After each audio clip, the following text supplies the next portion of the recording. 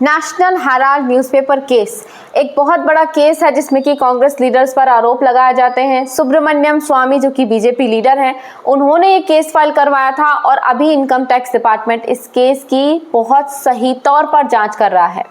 राहुल गांधी, सोनिया गांधी और कई सारे कांग्रेस लीडर्स पर बहुत बड़े बड़े आरोप लगते हैं इस नेशनल हेराल्ड न्यूज़पेपर केस में।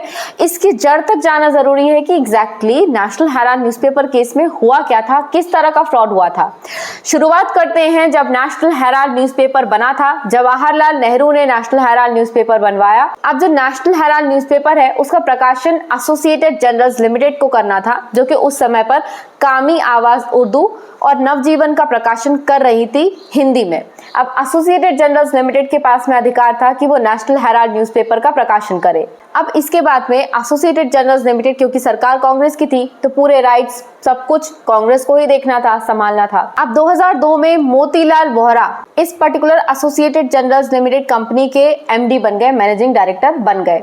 इसके बाद में राहुल गांधी और सोनिया गांधी भी एसोसिएटेड जर्नल्स लिमिटेड के बोर्ड ऑफ डायरेक्टर मेंबर्स के तौर पर शामिल हो गए। अब 2012 में सुब्रमण्यम स्वामी ने एक केस फाइल किया और उन्होंने कहा कि एसोसिएटेड जर्नल्स लिमिटेड को जो यंग इंडिया प्राइवेट लिमिटेड एक दूसरी कंपनी है जिसके डायरेक्टर राहुल गांधी हैं, सोनिया गांधी इसकी बोर्ड ऑफ डायरेक्टर में शामिल है, ऑस्कर फर्नांडिस, सैम पिट्रोडा, इसके अलावा मोतीलाल वोहरा, ये सभी लोग यंग इंडिया प्राइवेट लिमिटेड में इंक्लूडिंग हैं और इन्होंने एसोसिएटेड जर्नल्स लिमिटेड को एक्वायर किया था।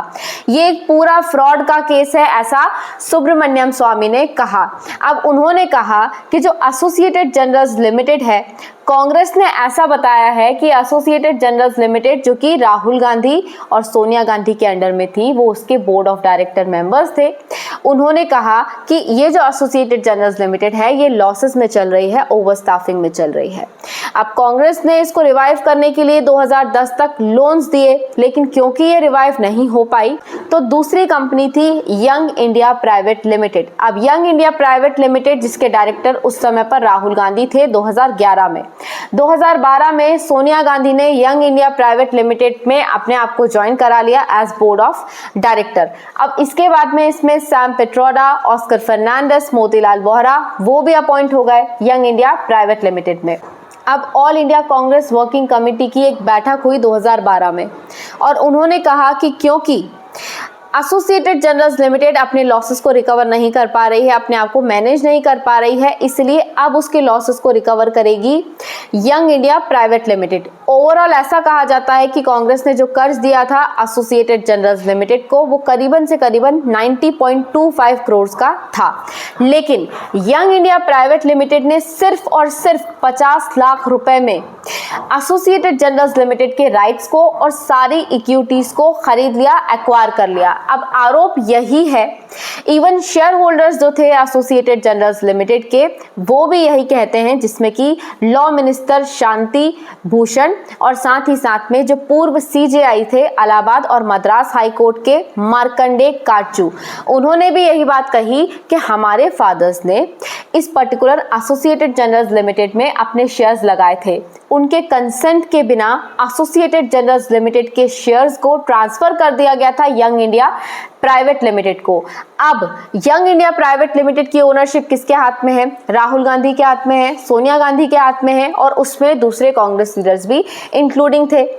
यंग इंडिया प्राइवेट लिमिटेड ने सिर्फ 50 लाख रुपए में एक्वायर कर लिए एसोसिएटेड जर्नल्स लिमिटेड के शेयर्स को, जबकि 90 करोड़ का कर्ज था एसोसिएटेड जर्नल्स लिमिटेड में। और यही पूरा केस है फ्रॉड का।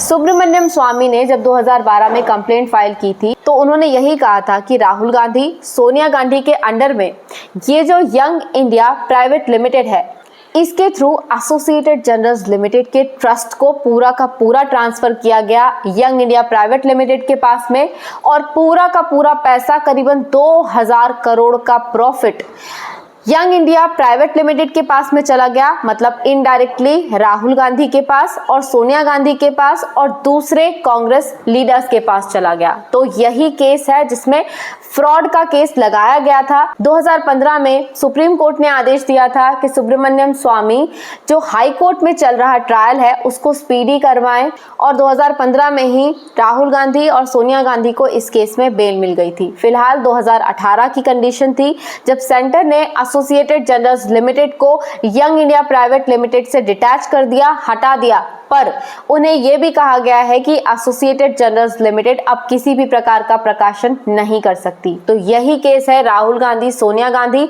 और दूसरे कांग्रेस लीडर्स पर, जिनके नाम आते हैं मोतीलाल वोहरा, ऑस्कर फर्नांडिस, सैम पिट्रोडा। इन सभी पर एसोसिएटेड जनरल्स लिमिटेड के थ्रू करोड़ों का घपला करने का आरोप लगता है।